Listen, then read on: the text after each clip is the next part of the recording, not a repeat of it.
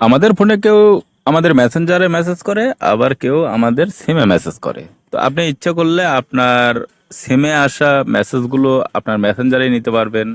এমনকি আপনার সিমের মেসেজগুলো যেমন মেসেঞ্জারে নিতে পারবেন, মেসেঞ্জারে এসএমএস গুলো মেসেঞ্জারে আসবে। থাকতে পারে যে আমার মেসেঞ্জারে সিমে আসা এসএমএস গুলো চলে আসে, আমি এইটা আনতে চাই না, মেসেজের জায়গায় মেসেজ এবং মেসেঞ্জারের জায়গায় আলাদা মেসেজ আমি রাখতে চাই। যাদের এরকম সমস্যাটা হয়েছে তারাও ঠিক করতে পারবেন। তো এটা কি করবেন, কিভাবে করবেন আমি দেখিয়ে দিচ্ছি। তো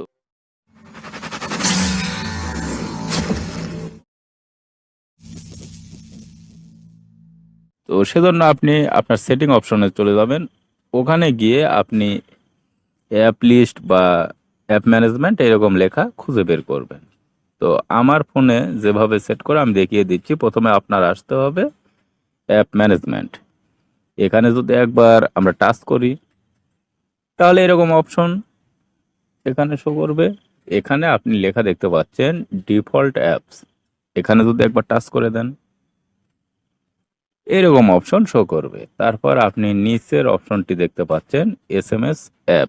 এখানে যদি একবার টাচ করে দেন এখানে দেখেন দুইটা এসএমএস শো করছে, একটা মেসেঞ্জার একটা মেসেজ, দুইটা শো করছে এখানে দেখতে পাচ্ছেন। আমি আবারও বলছি আপনাদের ঠিক চলে আসতে হবে ডিফল্ট এসএমএস অ্যাপ। এখানে এই অপশনটি বের করার পর এখানে দেখেন আমার ক্ষেত্রে উপরে রাখা আছে মেসেজ, এখানে টিক দেয়া আছে। তো এখানে রাখার সুবিধা হলো আপনার সিমে আসা মেসেজগুলো আলাদা অপশনে থাকবে মেসেজ অপশনে। আর আমি যদি এখন এখানে রাখি মেসেঞ্জারে তাহলে যেটা হবে আমার সিমে আসা মেসেজ এবং মেসেঞ্জারে আসা মেসেজ আমি মেসেঞ্জারে পেয়ে যাচ্ছি। তো এখানে রেখে যদি আমি ব্যাক হয়ে চলে আসি তাহলে আমার মেসেঞ্জার যখন আমি ওপেন করব তখন দেখতে পাবেন যে আপনার সিমে আসা মেসেজ, ধরুন আমার সিমে খুব একটা মেসেজ আসেনি, এখানে একটা শো করছে যে মানুষের লোগো।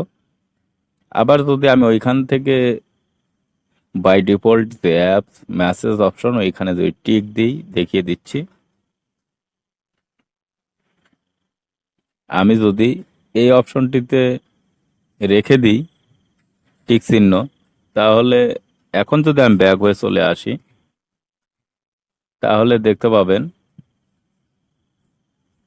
আমার মেসেঞ্জারে থেকে সাধারণ যে মেসেজ সিমের থেকে আসছিল ওইটা আর নেই। তো আপনারা যারা দুইটা একসাথে নিতে চান তারা মেসেঞ্জার অপশনটি চালু রাখবেন, তাহলে আপনার সিমে আসা মেসেজ এবং মেসেঞ্জারে আসা এসএমএস গুলো এক জায়গায় পেয়ে যাবেন। আর যদি আপনারা বিরক্ত বোধ করেন যে আমি দুইটা দুইখানেই নিব, সেক্ষেত্রে আপনি আমার মতো এখানে টিক দিয়ে রাখতে পারেন। তাহলে যেটা হবে আপনার দুইটা এসএমএস, সিমের মেসেজ, সিমের যে মেসেজ বাই ডিফল্ট অ্যাপস ফোনে আসা এখানে যাবে, আর মেসেঞ্জারে রাখলে আপনার ফোনে আসা এবং মেসেঞ্জারে আসা সব এসএমএস গুলো আপনি এক জায়গায় পেয়ে যাবেন। তো আজকের ভিডিওটি এ পর্যন্তই ছিল। মোবাইল রিলেটেড বিভিন্ন ভিডিও পাবেন আমার চ্যানেলে। আগামীতে কথা হবে নতুন কোনো বিষয় নিয়ে। সে পর্যন্ত সবাই ভালো থাকবেন।